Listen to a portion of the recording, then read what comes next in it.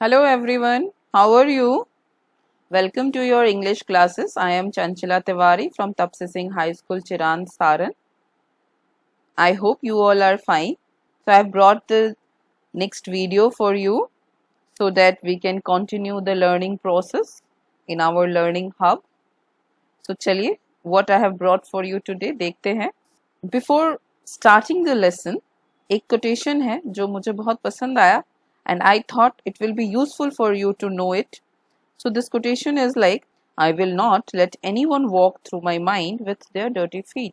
इसका मतलब है कि मैं किसी को भी उनके गंदे पैरों के साथ अपने दिमाग में घुसने नहीं दूंगा, चलने नहीं दूंगा या दूंगी. Why? Because if their feet are dirty, our mind will become dirty and we should not allow any kind of such thoughts or things in our mind because we have to be positive to keep ourselves positive. And this quotation is written by Mahatma Gandhi ji. Okay, so I hope आपको भी पसंद आया होगा. Comment करके बताइएगा. So the lesson which we are going to study today is from your reader book, and this is the second lesson, and the name of the lesson is allergy, and it has been written by Dr. Rana S.P. Singh. आज हम लोग allergy lesson पढ़ेंगे और इसको किसने लिखा है, author का नाम आप जरूर याद रखिएगा, डॉक्टर राणा एस.पी. सिंह. ठीक है, ये he is the author. So let's see something about the author. He is doctor Rana SP. Singh and he is born on 23rd January 1976 in Machhagar, Lachiram, Hathua village in Gopalganj district. So this Gopalganj district is in Bihar and यहीं इनका जन्म हुआ है.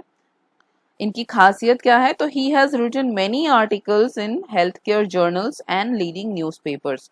तो इन्होंने बहुत सारे articles लिखे हैं, मेडिकल आर्टिकल्स लिखे हैं हेल्थ केयर जर्नल्स में. अब जर्नल्स क्या होता है, तो जर्नल्स वो पीरियोडिक पत्रिका होती है जो समय समय पे, जैसे साल में एक बार, दो बार, 4 महीने में एक बार ऐसे करके निकलती है.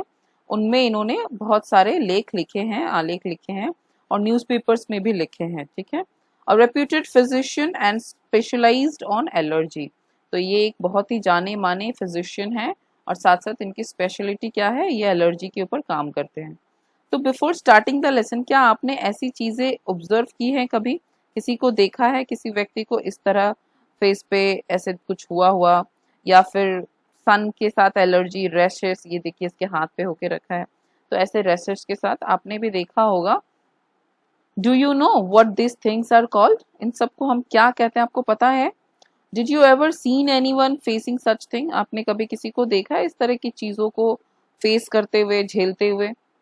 What do you all use to do to clean the house, body और योर प्लेस, जो जगह पे आप रहते हो उसको साफ सफाई करने के लिए आप क्या करते हैं, बताइए. She is also suffering from few diseases. तो ये चीजें हम लोग अक्सर देखते हैं. तो आज जो चैप्टर है वो बहुत ही प्रैक्टिकल चैप्टर है, इंपॉर्टेंट है, हमारे लाइफ से रिलेटेड है. You must have understanding about all this things. देखिए, इन सारी चीज़ों से जो है एलर्जी हो सकती है, प्रॉब्लम्स हो सकती हैं, कभी कभी सफाई नहीं होने से, कभी गलत दवाइयों की वजह से, कभी कोई कीड़ा मकोड़ा काट ले अगर हमें, sometimes some flower, sometimes some food items causes some kind of problems to our body. So इस लेसन में हम लोग क्या क्या पढ़ने वाले हैं वो देख लेते हैं. तो this lesson is about allergy. ये लेसन एलर्जी के बारे में है, as the name suggest, and it will answer about some questions like what is allergy, how it occurs, how to identify, how to prevent it, what are the medicines, what are the precautions which should be adopted. तो ये कुछ points हैं जिनके बारे में हम लोग इस चैप्टर को पढ़ने के बाद समझ पाएंगे कि एलर्जी क्या है, ये कैसे होता है, इसको पहचाना कैसे जा सकता है, रोका कैसे जा सकता है, दवाइयाँ क्या हैं, प्रिकॉशंस क्या लेने चाहिए. So this things you will be knowing from this lesson. Before understanding anything, let us see कि डिफिकल्ट वर्ड्स इस चैप्टर से क्या क्या है जो मुझे लगा. If you have any other words to ask, you can ask through the comments. जैसे कि ईचिंग यानी खुजली होती है, सेंसेशन, सनसनी, इंस्टेंस यानी कि उदाहरण, एलर्जी तीव्र प्रतिक्रिया, किसी भी चीज के साथ रिएक्शन होने से जो चीजें होती हैं हमें, वो प्रतिक्रिया को हम लोग एलर्जी कहते हैं. इम्यून सिस्टम आपके बॉडी के अंदर जो प्रतिरक्षा तंत्र होता है जो रोगों से लड़ता है, that is immune system. Substance यानी पदार्थ, इन्फ्लेमेशन सूजन को बोलते हैं, सिम्टम यानी लक्षण जिनके थ्रू हमें पता चलता है कि we are having some kind of problems, genetic यानी अनुवांशिक या जननिक, एक्सपोज्ड उजागर, ट्रिगर यानी उत्प्रेरक जिसकी वजह से ट्रिगर्ड होता है कोई प्रॉब्लम, उससे पता चलता है कि ये हो गया, जैसे कि अगर बैंगन से एलर्जी है तो बैंगन is the trigger, okay, brinjal is the trigger. Pollen season, पराग का मौसम, जिस सीजन में नए नए फूलों में नए बीज होते हैं और रिप्रोडक्शन होता है, that is pollen season. Experiencing यानी अनुभव करना, सडन यानी अचानक, फ्रिक्वेंटली बार बार, रेस्पिरेटरी श्वसन सांस लेने की जो प्रक्रिया होती है, that is respiratory system. Hyper activity अति सक्रियता, ज्यादा एक्टिव हो जाना।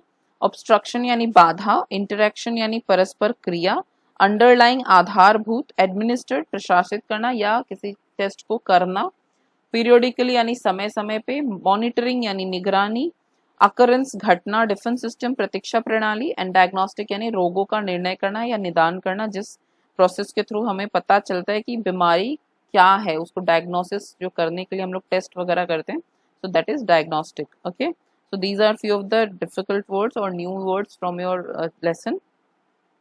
Now let us see what is allergy. Allergy क्या है? So allergy, in the chapter it has been written that it is a reaction. Allergy is a reaction which occurred due to different type of allergens. Allergens की वजह से होने वाले reactions को हम लोग क्या कहते हैं? Allergy कहते हैं। अब ये allergen क्या है भाई? तो एलर्जन क्या है? So any substance which reacts to our body unnaturally, ऐसे सारे तत्व, ऐसा कोई भी सब्सटेंस जो आपके बॉडी में अननेचुरली रिएक्ट करता है, यानी कि नेचुरली क्या होगा, जैसे कि हमने कुछ चीजें खाई, उसके प्रोटीन हमारे बॉडी के अंदर गया और वो हमारी बॉडी को हेल्दी करता है, बट अननेचुरली क्या हो गया कि हमने कोई चीज को यूज किया या खाया या टच किया and it has affected unnaturally, गलत तरीके से उसने अफेक्ट किया अगर हमारे बॉडी को, तो वो सारे सब्सटेंस जो होंगे दैट विल बी एलर्जेंस, जिसकी वजह से आपको एलर्जी होगी। ठीक है, एलर्जन मार्च, अब ये क्या है? तो the path which an allergy adopts to develop in our body is allergen march, जो रास्ते के थ्रू हमारे बॉडी के अंदर एलर्जी एक पीक पे पहुंच जाता है, जब हम there are some life threatening diseases, तो वो स्थिति जो आती है दैट इज एलर्जन मार्च। जब एलर्जी शुरू होती है तो maybe it may be started with little bit of itching और लिटिल बिट ऑफ फीवर और little bit of sneezing, but धीरे धीरे वो एक बड़ी बीमारी का रूप ले लेती है। तो ये जो प्रोसीजर है स्टार्टिंग टू एंड, मतलब थोड़ा छोटा सा से शुरू होकर के वो एंड तक जिस रूप में पहुंच गया, तो that process is whole known as allergen march. ठीक है, for example, from an allergy starting from eczema or gastrointestinal problems may evolve into asthma. ठीक है, ये एस्थमा नहीं पढ़ते हम लोग, आपने नोटिस किया होगा, एज्मा, इट्स प्रोनाउंस्ड एज एज्मा। तो अगर छोटी सी गेस्ट्रो यानी कि आपके पेट से संबंधित या आंत से संबंधित कोई छोटी सी एलर्जी आपको हुई है, या एक्जिमा जैसे खुजली होती है छोटी सी, एंड इट्स इवॉल्व इनटू एज्मा यानी कि दम्मे का रूप अगर वो ले ले, तो वो ये एक एलर्जी मार्च होगी, मतलब एक्जिमा या गैस्ट्रो से शुरू हुआ प्रॉब्लम जो है वो एज्मा तक पहुंच जाए। सो दिस प्रोसीजर, ये जो प्रोसीजर होगा, it will be known as allergen march. तो ये यहाँ पे एक एग्जाम्पल के थ्रू आप समझ पाओगे कि जो जन्म है, बर्थ हुआ, फिर 3 मंथ्स हुए, 1 ईयर तक जो है वो एक्जिमा का रूप लेके रखा था कोई बीमारी, देन धीरे धीरे आपको कोई फूड एलर्जी आपने डिस्कवर किया कि फूड एलर्जी है बॉडी में हमारे, एंड देन वो जो है नेक्स्ट स्टेज में पहुंच गया, रिहिंस हो गया, आपको उससे ज्यादा एक बड़ा रूप उसने लिया, एंड लास्ट में जो है वो एक एज्मा का रूप ले लिया। तो इस तरह से ये जो यहाँ से यहाँ तक का जो ये सफर पहुंचा है, दिस इज एलर्जी मार्च। ठीक है, तो ये एलर्जी मार्च है कि कैसे ये आप देखिए यहाँ जन्म से लेके 15 ईयर्स तक जो समय है, 15 ईयर, यहाँ पे ये एक एज्मा का रूप ले लिया और इस तरह से हमारे बॉडी को ये प्रॉब्लम क्रिएट करता है। तो एलर्जी जो है वो एलर्जेंस की वजह से होता है। The allergy is caused due to allergen, and allergen are the different substances which react to our body, जिसके साथ हमारा इम्यून सिस्टम लड़ नहीं पाता, and that when it started into our body, ये एक एलर्जी मार्च के थ्रू एक बड़ी बीमारी का रूप ले सकता है। ठीक है, सो दिस इज एलर्जी।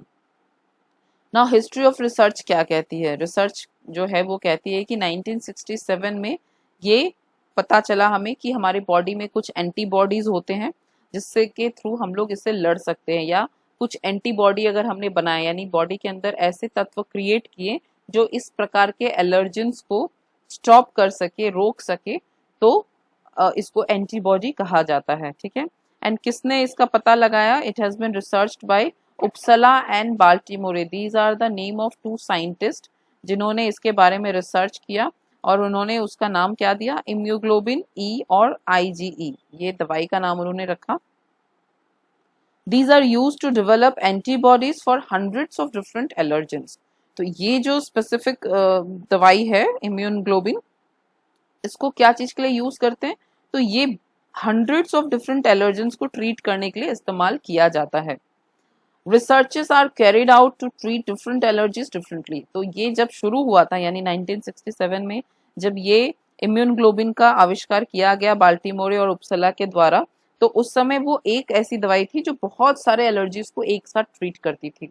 बट अब धीरे धीरे जो है रिसर्च और ज्यादा हुआ है, एंड अभी जो सिचुएशन है कि अलग अलग टाइप के एलर्जीज के लिए अलग अलग टाइप के मेडिसिन अवेलेबल हैं। जैसे अभी रिसेंटली आपने अभी एक एग्जाम्पल देखा कि जैसे कोरोना पहले बीमारी नहीं थी, कोविड-19 नई बीमारी आई, तो फिर नए रिसर्च हुए, फिर नई अभी हमें वैक्सीनेशन शुरू हो चुकी है इसके लिए।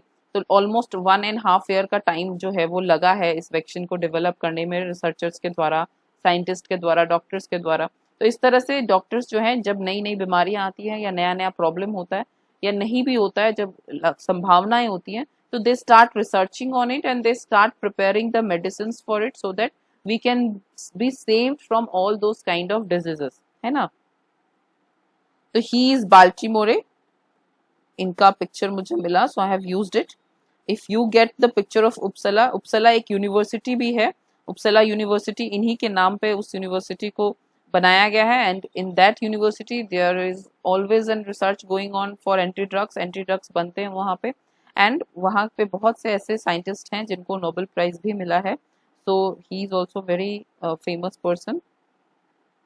अब ट्रीटमेंट ऑफ एलर्जीज कैसे करते हैं? तो चैप्टर के अकॉर्डिंग 3 अप्रोचेस बताए गए हैं। पहला अप्रोच है अवॉइडेंस ऑफ एलर्जन। जो भी एलर्जन है यानी कि वो ऐसी चीजें जिसके वजह से हमारे बॉडी में रिएक्शन होता है और हमारा इम्यून सिस्टम जो है वो ठीक से काम नहीं कर पाता है, तो वो सारी चीजें को अवॉइड करना है हमें। जैसे कि suppose someone may have allergy from this animals, कुछ ऐसे एनिमल्स है जिनके साथ अगर हम खेलते हैं या टच में आते हैं तो we get some kind of infection and we get allergy, तो उससे हमें बचना है। If you are eating something which is not suiting to your body, जो आपके बॉडी को सूट नहीं कर रहा, सूदिंग नहीं है, तो that also can be an allergen, तो उससे भी हमें अवॉइड करना चाहिए। And there are dust on the road, pollution, जिसकी वजह से हमें एलर्जीज हो सकती है, तो हमें उसको भी अवॉइड करना है। तो सबसे पहला तो तरीका है कि जिस भी प्रकार के एलर्जन से आपको पता है अगर कि एलर्जी है, तो उसको हम अवॉइड करें, उससे दूर रहे, उससे बचने की कोशिश करें। नेक्स्ट तरीका क्या है? तो next approach is medication to relieve symptoms. ठीक है, नेक्स्ट अप्रोच है कि जो भी सिम्टम्स है यानी कि लक्षण है उसका ट्रीटमेंट करें, हम मेडिकेशन के थ्रू ट्रीटमेंट करें दवाइयों से, ताकि उस लक्षण को हम लोग रोक पाए। अभी सिम्टम्स क्या क्या है? तो you can feel high fever, you can have irritation, you can have inflammation, you can have itching problem। तो आपको खुजली हो सकती है, बुखार हो सकता है, छींक आ सकती है, पेट में दर्द हो सकता है। There can be thousand of symptoms जो कि उभर के सामने आते हैं if you get connect interacted with the allergen. अगर एलर्जन के साथ आपका कनेक्शन होता है, रिएक्शन होता है, तो बहुत सारे लक्षण सामने आ सकते हैं। तो अगर फीवर हुआ है तो उन फीवर का ट्रीटमेंट या उस सिम्टम्स जो अलग अलग, जैसे थोड़ी सी खुजली हुई या छींक आया तो हमने एक बुखार हो गया तो पैरासीटामोल खा लिया, तो उस सिम्टम्स का ट्रीटमेंट हम कर सकते हैं ताकि उससे हम थोड़े समय के लिए बच सके। अगर ज्यादा डिफिकल्ट मतलब ज्यादा प्रॉब्लमेटिक एलर्जी आपको नहीं हुई है तो।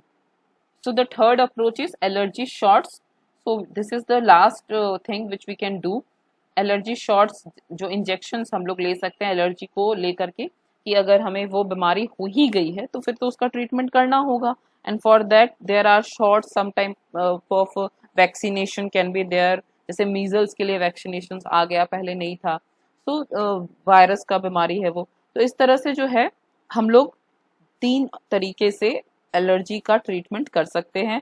पहला तरीका क्या है बताया मैंने आपको, पहला है अवॉइड करना, फिर दूसरा है मेडिकेशन सिम्टम्स को ठीक करने के लिए, और तीसरा है फाइनली अगर ऐसी कोई एलर्जी हुई है जिसका इलाज आपको उसको जड़ से खत्म करने के लिए आपको शॉट्स लेने होंगे यानी इंजेक्शंस लेने होंगे। तो these are the 3 basic approaches जो हम यूज कर सकते हैं। अभी कुछ सजेशंस आपके चैप्टर में दिए हुए हैं जो कि आप एलर्जी से बचने के लिए कर सकते हैं। First suggestion is wearing mask which is very important. अभी ये चैप्टर 2009 में लिखा गया है, तभी इसमें लिखा हुआ है वेयरिंग मास्क, बट रिसेंटली जो हम देख रहे हैं ये wearing mask is one of the most important things which has come out. तो मास्क को पहनने सही तरीका जो है वो भी इस पिक्चर के थ्रू आप देख सकते हो, दाढ़ी ना बनाए उस मास्क से। तो wearing mask is one of the way to avoid allergy. बहुत सारे धूल और धूलकण जो हैं, या कोई सामने वाला छींक रहा है या कुछ और हो रहा है, स्नीजिंग कर रहे हैं, तो हम लोग उससे बच सकते हैं मास्क के थ्रू। तो it is very important. Then read and understand the food labels. ये भी बहुत ज़रूरी है कि हम लोग जब भी कोई भी पैकेट का सामान खरीदते हैं, बंद सामान खरीदते हैं या फूड आइटम्स खरीदते हैं, तो हमें उसके लेबल्स को ज़रूर पढ़ना चाहिए। उसके अंदर क्या इंग्रेडिएंट्स डाले गए हैं, उसकी एक्सपायरी डेट क्या है, वो मैन्युफैक्चरिंग डेट क्या है, उसका कितना पुराना वो सामान है, उसमें ये मैंडेटरी होता है हर कंपनी के लिए लिखना उस पर कि वो क्या चीज़ें उसने यूज़ की हैं उस प्रोडक्ट को बनाने में और उसका डेट क्या है। तो वो इसलिए लिखा जाता है ताकि हम पढ़े। अगर हम नहीं पढ़ेंगे, नहीं जानेंगे और ऐसे ही उसको कंज्यूम करेंगे, then it will definitely react to our body. हो सकता है वो एक्सपायर्ड प्रोडक्ट हो जो हम यूज़ कर रहे हैं, हो सकता है उस प्रोडक्ट में ऐसा कोई इंग्रेडिएंट डला हो जिससे हमें पता है कि हमें एलर्जी होती है। तो ये चीज़ें इसलिए हमें पढ़ना बहुत ज़रूरी है before purchasing and before consuming any kind of product from the market. We must read and understand what is going inside our body and what we are going to consume. So for that it is very important. Washing of clothes in hot waters.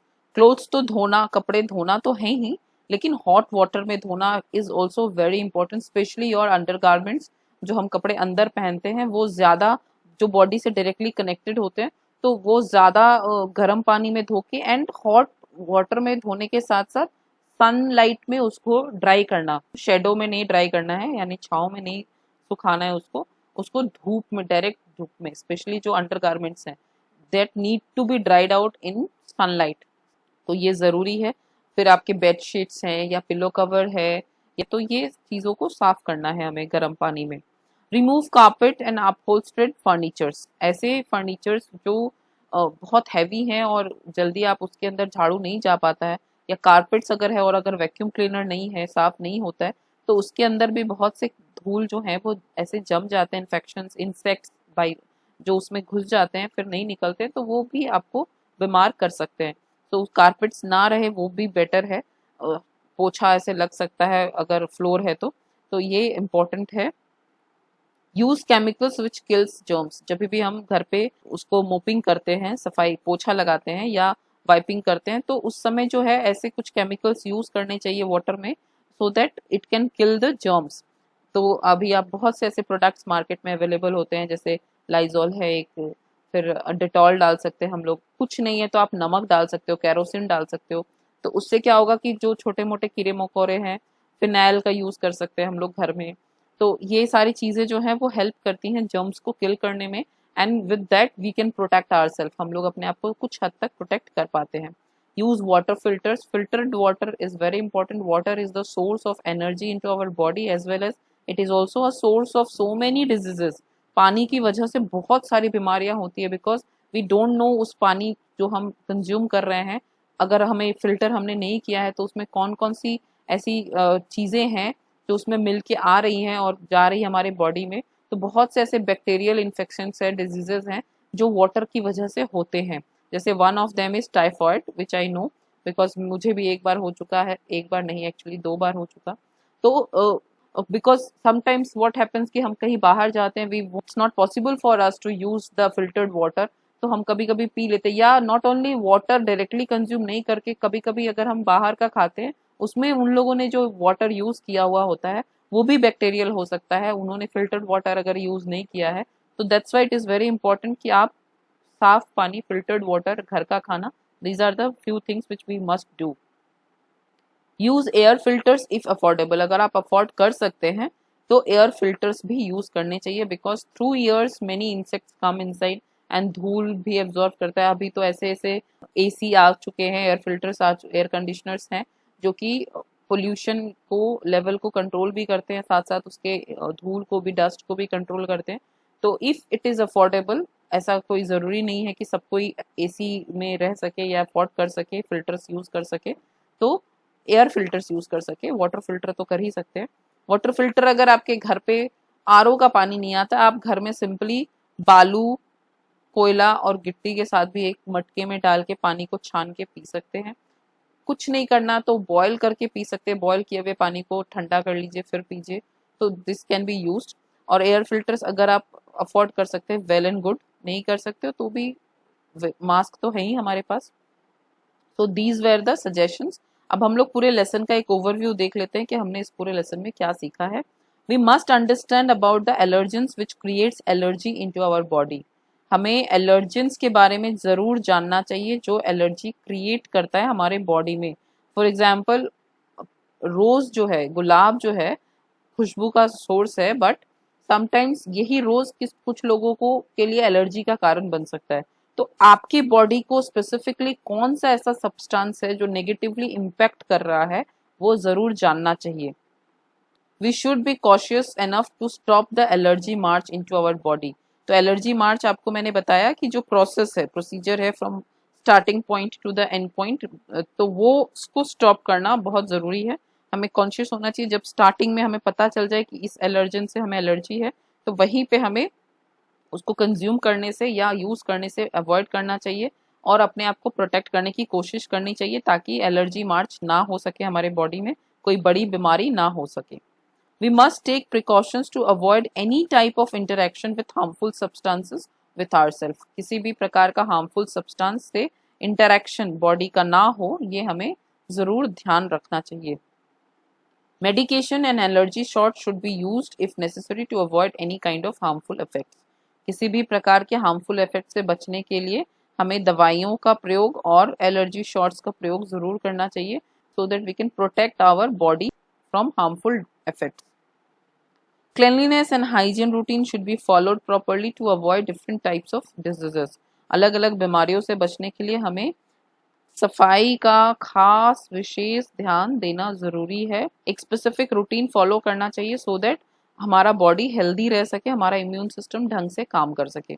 और what we are consuming, हम क्या ले रहे हैं, क्या खा रहे हैं, अपने बॉडी को डस्टबिन ना बनाएं, गार्बेज डालने का, कचरा डालने का घर ना बनाएं कि जो मिला सो खा लिया, जैसा मिला जैसा खा लिया। एटलीस्ट बाहर के खाने को अवॉइड करें। घर पे जो हम लोग सफाई के साथ, हमारी मम्मी बनाती हैं या हम बनाते हैं खुद से भी, तो साफ सफाई का ध्यान रख के बनाते हैं। एटलीस्ट सब्जी को धो लेते हैं, चावल को धो लेते हैं। बाहर का हमें नहीं पता उन्होंने धोया है या नहीं धोया है, ऐसे ही बना दिया है, तो that is why it is very important कि हम उसको ठीक से समझ के फिर ही उसको कंज्यूम करें, कुछ भी ना डाले बॉडी में। सो this is the overview of the chapter. अब हम लोग कुछ ऑब्जेक्टिव क्वेश्चंस इस चैप्टर से देख लेते हैं, बिकॉज इम्पॉर्टेंट चैप्टर है एंड कोई भी क्वेश्चन आ सकता है। सो दिस आर 5 क्वेश्चंस जो कि ऑप्शंस के साथ है। आप आंसर कमेंट करके मुझे बता सकते हो, मैं यहाँ पे भी आंसर आपको बता दूंगी। तो ऑथर ऑफ द चैप्टर तो बहुत ईजी है, ये तो आप कमेंट करके मुझे बताइएगा खोज के। And the name of the character who had itching sensation was, कौन था इनमें से, किसके कि उस कैरेक्टर का नाम बताइए जिसको इचिंग की प्रॉब्लम के साथ ये चैप्टर शुरू होता है। जैसे ही आप चैप्टर पढ़ोगे आपको पता चल जाएगा। Which system of human body resist against diseases, ऐसा कौन सा सिस्टम है जो डिजीज से अगेंस्ट हमारे बॉडी को बचाता है।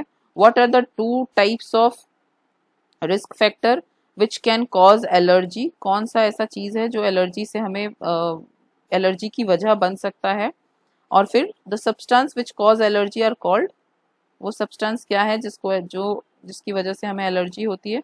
तो 1 नंबर का आंसर तो आपको I think you know it, B, doctor SP Rana Singh, है ना, इन्होंने ही ये चैप्टर लिखा है। सेकंड नंबर जो है वो सी है, प्रेम शंकर जी आते हैं डॉक्टर साहब के पास अपनी समस्या को लेकर के, और ये तो आपको सभी को पता होगा 3 का ए, इम्यून सिस्टम ही है जो हमारे बॉडी को बीमारियों से बचाने में काम करता है। इम्यून सिस्टम की बातें आजकल हम लोग बहुत ज़्यादा करने लगे हैं। And genetic and environmental problem जो है ये 2 रिस्क फैक्टर्स है, यानी कि हमें जो एलर्जी होती है वो या तो हमारे पूर्वजों से मिलती है, यानी माँ बाप से या उनके माँ बाप की वजह से हमारे बॉडी में आती है, और दूसरा या तो एनवायरनमेंट से भी समटाइम्स आ जाती है। तो ये 2 रिस्क फैक्टर्स होते हैं। और जो सब्सटेंस है which is caused allergy are allergen, ये तो अभी हमने कितनी बार डिस्कस कर लिया। तो दीज आर द आंसर्स, आप इसको नोट डाउन भी कर सकते हो। चलिए हम लोग और भी क्वेश्चंस देख लेते हैं कि क्या क्या है। तो यहाँ पे the symptoms such as dash are referred to as allergy, high fever, asthma, eczema, all of them. The direct path through which the allergy develops are known as, कौन सा होगा इसमें से, आप जल्दी से कमेंट करके भी बता सकते हो मुझे, और मैं यहाँ पे आंसर्स भी आपको दे ही दूंगी बिकॉज ये क्वेश्चंस बहुत ज़रूरी हैं, आप इसको लर्न कर ले एग्जाम्स पॉइंट ऑफ व्यू से। तो ये सारे के सारे जो है हाई फीवर या एज्मा या एक्जिमा, ये सभी इसके आंसर हैं। तो इसका मतलब कि सारे लक्षण हैं, तो ऑल ऑफ दीज जो है वो उसका आंसर होगा, यानी कि डी उसका आंसर है। The direct path through which the allergy develop, allergy march, अभी हमने डिस्कस किया था थोड़ी देर पहले, तो इसका आंसर भी जो है वो डी है। The scientist who discovered immunoglobin E और IgE आर, ये भी मैंने आपको भी बताया था, Uppsala and Baltimore. So 8 number का आंसर जो है वो बी है। 9 नंबर क्वेश्चन है, the protein generated in white blood cell for defending immune system in our body is ECP। ये आप चैप्टर पढ़ोगे तो आपको मिल जाएगा, तो इसका मतलब कि इसका आंसर है ए। और ECP को टेस्ट कर कैसे डिटेक्ट करते हैं बॉडी फ्लूइड्स में, कौन से टेस्ट को करके डिटेक्ट करते हैं? ECP can be detected in body fluids by using a diagnostic test developed by Phadia. तो इसका आंसर है Phadia B. Okay, so these were the objective questions from this chapter. I hope आपने note down कर लिया होगा।